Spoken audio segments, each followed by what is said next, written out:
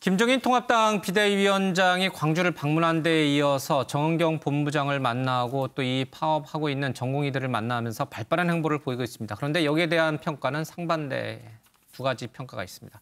먼저 화면 보겠습니다. 우리가 먼저 제안을 해서 만났어요. 뭐 더 통상적인 얘기를 갖다가 들었을 뿐이에요. 질병관리본부에서 지금 이 코로나 사태에 대해서 예의주시하고 있기 때문에 그거를 청취하기 위해서 오늘 여기 내려온 겁니다.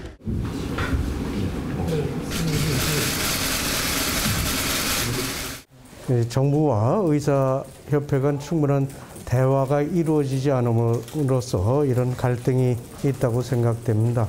2차 파업도 해서는 안 된다 하는 그런 입장을 말씀을 드렸습니다. 지금 정부 여당이 써야 할 대상은 국민과 야당이 아니라 코로나이라는 것을 분명히 밝힙니다. 지지율만 신경 쓰는 정치 방향에 당장 중단하고 코로나 방역에 집중하기를 갖다 바랍니다. 네, 김종인 위원장의 얘기를 좀 봤습니다.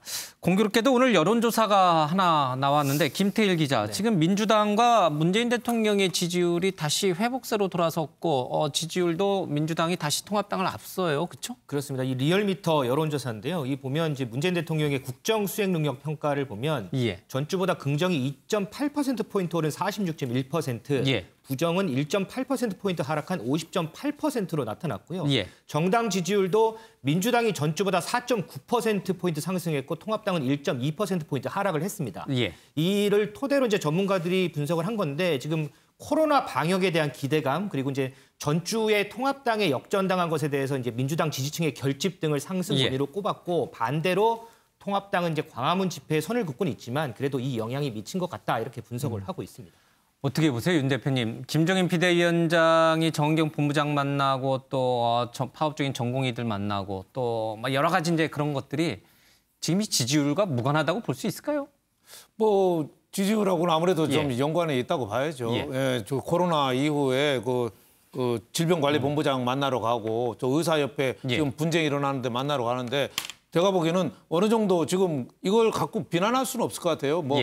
그 요란하게 간 것도 아니고 조용하게 가서. 근데 제일 바쁘신 분들을 하필. 그 정도는 저는 할 수 있다고 봐요. 과거 문재인 대통령도 야당 시절에 메르스 때 많이 다녔거든요. 근데 김종인 위원장이 이렇게 많이 다닌 것도 아니고 저 정도면 뭐 양해해 줄 거고 안 가면 또 안 갔다고 얘기 들으니까 가서 혹시 애로사항 있느냐 뭐 이런 거 또 의사 분규 앞두고도 들어줄 수도 있는 거 아니냐 이런 생각이 드는데 지금 미래통합당의 지지율이 떨어진 게 미래통합당의 지금 어려운 처지가 이게 드러난 거죠.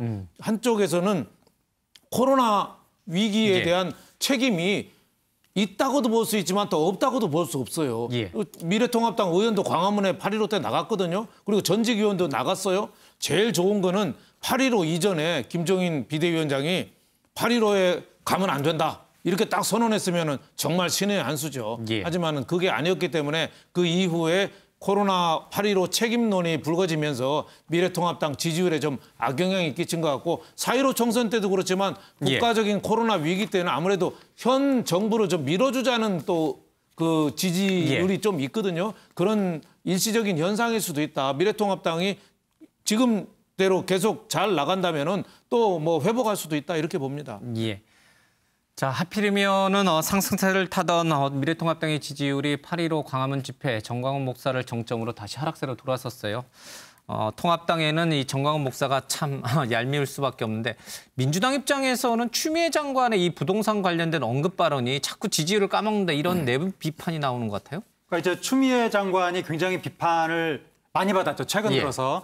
근데 이제 추미애 장관이 첫째 수사지휘권 행사한 것 때문에 그때부터 이제 비판의 표적이 됐는데 그건 매우 잘하고 정당한 것임에도 불구하고 우리 사회 다양한 세력이 추미애 장관이 이상한 사람을 그때 몰아가서 그때부터 이미지가 조금 안 좋아지기 시작해서 그다음에 법무부 장관이 왜 부동산 발언을 하느냐 그것 때문에 이제 더 이제 언론의 입길에 오르게 됐는데 사실 뭐 법무부 장관이 그 부분은 조금 주의해야 될 필요가 시간이 없습니까? 아니 말씀하세요. 그 부분 뭐 굳이 이제 다른 분야의 목소리를 많이 낼 필요는 없는 것 같고 다만 이제 부동산 문제는 워낙에 우리나라 심각한 문제니까 이분이 법무부 장관이면서 동시에 정치인이잖아요. 그래서 우리나라의 그런 심각한 문제에 자기 생각을 이야기할 수 있는 것 같은데 조금 주의할 필요는 있다고 하더라도 내용은 우리가 좀 들여다봐야 된다. 근데 이번에 추미애 장관이 이야기한 게 금부분리 얘기 저번에도 했지만 이번에 다시 이야기하면서 투기 세력한테 대출로 자금이 들어가는 걸 막아야 된다. 이거는 굉장히 정확하게 지적한 것이기 때문에 이건 한번 우리가 곱씹어 볼 필요가 있어 보입니다. 알겠습니다. 통합당의 정광훈, 민주당의 추미애 이런 얘기가 왜 시중에 돌고 있는지 그런 이유들을 한번 좀 생각해 보아야 될 필요가 있는 것 같습니다. 여론조사 하나만 더 살펴보겠습니다. 최은미 기자. 지금 오늘 나온 한국리서치 등 뭐 몇 개 언론사 보니까 이재명 경기도지사 지지율이 이낙연 의원을 좀 앞서는데 궁금한 거는 윤석열 총장이 빠졌어요. 그렇죠? 이제 3위 안철수로 올라왔어요. 네, 그렇습니다. 대검에서 이제 한국리서치 조사한 기관이 한국리서치인데요. 한국리서치에 공식적으로 빼달라고 요청을 했다고 합니다. 그래서 지금 이재명 지사가 24%로 1위 그리고 이낙연 의원이 22%로 2위인데요. 바로 이제 그 다음에 보통은 이제 윤석열 총장이 있었는데 그 자리가 지금 텅 빈 채로 바로 다음에 안철수, 홍준표 이렇게 지금 나가고 있는 모습입니다. 윤석열 총장이 자신이 자꾸 야권의 차기 후보로 거론되는 것이 몹시 부담스러웠던 모양입니다. 자, 이 얘기는 좀 다음에 다시 한번 하도록 하겠습니다.